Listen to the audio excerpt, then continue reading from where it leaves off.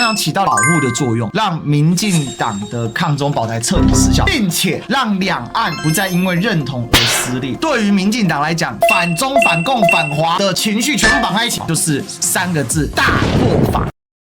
谁最赞同台湾属地方政权？谁最赞同台湾要加中国台湾？沈伯洋他爸沈伯洋登记中国台湾，他老爸大赚红钱养沈伯洋的时候，为什么你一句话不说？回答我！中共红熊沈伯洋，为什么他家可以登记？回答我 ！Ladies and gentlemen, welcome the host. 台湾人说他甘愿给民进党贪污，因为他会保护台湾。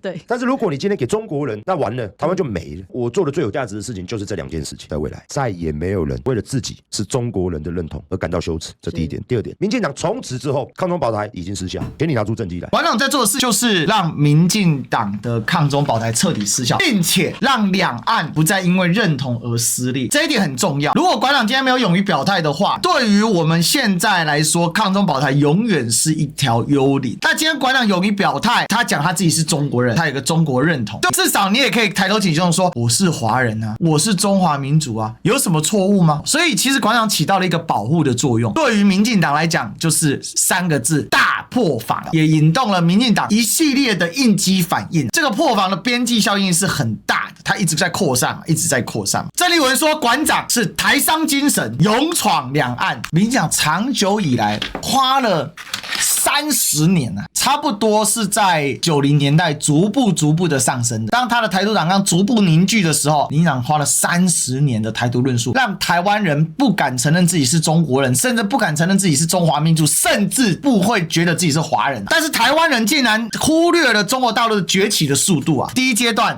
是从2000年进入世界贸易组织开始，这第一阶段崛起。15年之后进入第2波的崛起，加速，所有的科技都在加速，所有的城市更新建设什么都在加速。第2阶段的速度，甚至连大陆人自己都没有想到。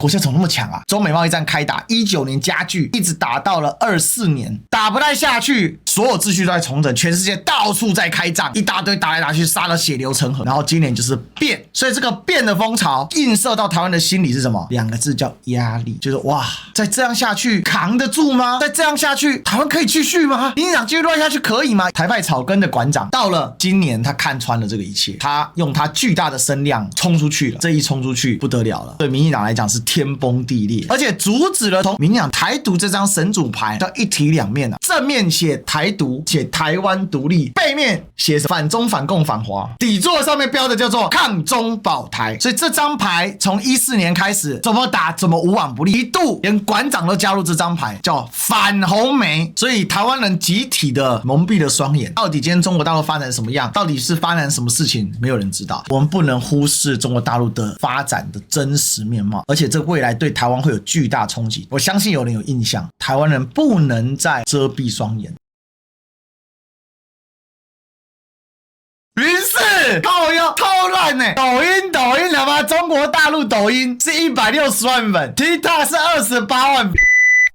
不要误导人啊！你那里报道不敢列真名啊，用政治中心。陆委会说禁止这类人前往，将记重惩。他把气发在另外一边上，说不能去。他们这个是8月14号的时候他就已经在讲了。然后陆委会最近一系列的针对93阅兵，说萧旭成人又在中国。执行长很生气啊，传这个新闻给我，他说我在历史哥节目上啊，哪里在中国啊？陆委会已经例行公布，禁止中央地方政府人员承认国防外交大陆事务国安相关官员前往，然后为了要就是凹93阅兵的事情，他第一个说萧旭成下周是否出席93阅兵，我们都在观察。萧旭成是被列管人员参加恐会处罚，内容叫做列管人员，他也不知道会不会去啊。你看前面那边黑馆长连几百万都可以讲错，然后后面又来说报一亲信人在中国，胡说八道，完全胡说八道。人家人在台湾每天在跑脱啊，政府机关公然造谣，可以这样玩的吗？这是太夸张。萧旭成在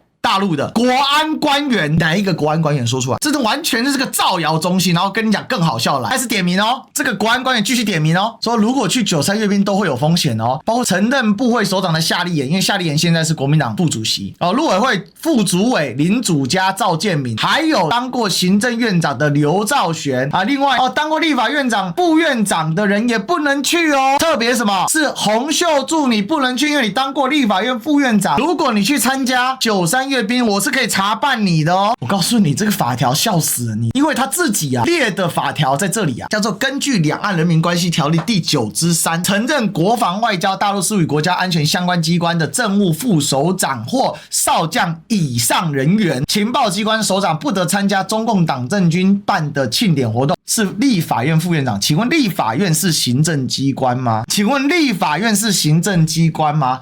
洪秀柱担任副院长是多久以前的事情？终身追溯是不是？人家要去哪里去哪里？宪法是怎样无限期的吗？妨碍人民的迁徙自由啊！人家要去哪去哪，双脚长在人家脚上，不给讲立法院副院长又不是国防，也不是外交，也不是大陆事务，也不是安全相关机关，而且呢，他也不是政务官。立法院副院长叫民意代表，民意代表，请问跟政务副首长有什么关系？这些家伙真的笑死人了，真的笑死人了。忍到8月22号，终于忍不住了，叫八炯来开干抖音的事情，我就知道八炯一定会忍不住。舔共的3枪馆长一定要扯一下馆长，我跟你讲，他很贼他这个封面用的就是馆长，然后呢，开头用的还是馆长，然后呢，就把馆长藏在5分钟这个地方，不到1天的时间就峰回路转了。前天他还说自己的 B 站、抖音开不了，因为要有人背书政治相关的影片。昨天就立刻说民进党跟金鸟台派造谣所以跟你说老子开不了，来，老子给你看这是啥？这是我个人的抖音号，虽然不是营销号。然后网军就各种带风向说台派又造谣翻车了，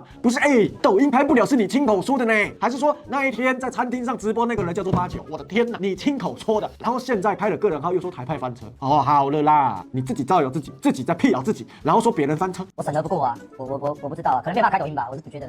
然后好像他说我是讲政治的，好像要有人背书干嘛的，我不知道。我亏了很多钱，我为了中国人亏了很多钱，心里蛮难过，因为这个政府说我是特殊分子，没有开营业号，营业号我没有开，要追我就没有营业号，你懂吗？我不会用这个开直播，也不会放影片，我是拿来看抖音的。我申请个人号而已。当天我直播一讲完，人家就帮我们处理。我是不是不重要啊？我要舔得更用力？没有我有梁文杰，我有哈哈，我要舔得更用力吗？跟我玩了。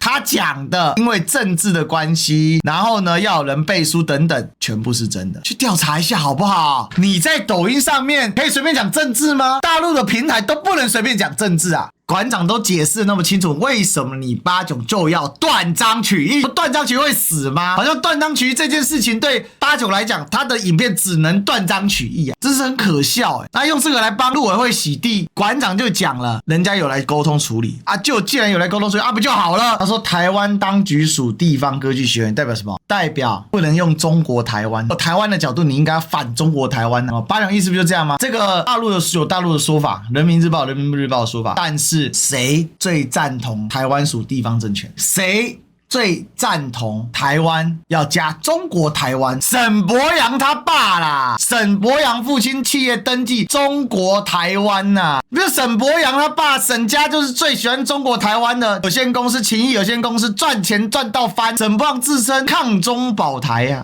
结果呢？姚文杰说，跟中国大陆从事进出口台湾公司非常多啦，中国海关资料说中国台湾有许多进出口商的讯息，这个是让你没有选择的空间所有大陆进出口商都一样，没事，你又要靠北，对岸把台湾当成割据的地方政，然后拿来靠北馆长，然后沈伯洋登记中国台湾，他老爸大赚红钱养沈伯洋的时候，为什么你一句话不说？回答我！中共红熊沈伯洋为什么他家可以登记？回答我！为什么陆委会出来缓夹的时候，你为什么不攻击陆委会，不批评陆委会？回答我！为什么整天盯着馆长讲？馆长的抖音人家就说不讲政治也告诉你的这个前后来龙去脉，你就乱剪乱断章取义，是不是想蹭流量？回答我 ！Look at me, tell me why， 八炯 tell me why。陆委会遇到阿管就骂阿管，遇到沈伯洋就自己转弯。不是大鹰派吗？我大鹰我不会放过你的，结果大鹰派自己先把自己下架了。他最近最大笑的是这个，又翻车了，他又不出来面对，你知道吗？国民党以前的英文名称是 Chinese Nationalist Party， 既然你们不如一个平民敢道歉，那我一个平民就带着你们国民党支持纳粹的历史去波兰集中营纪念馆道歉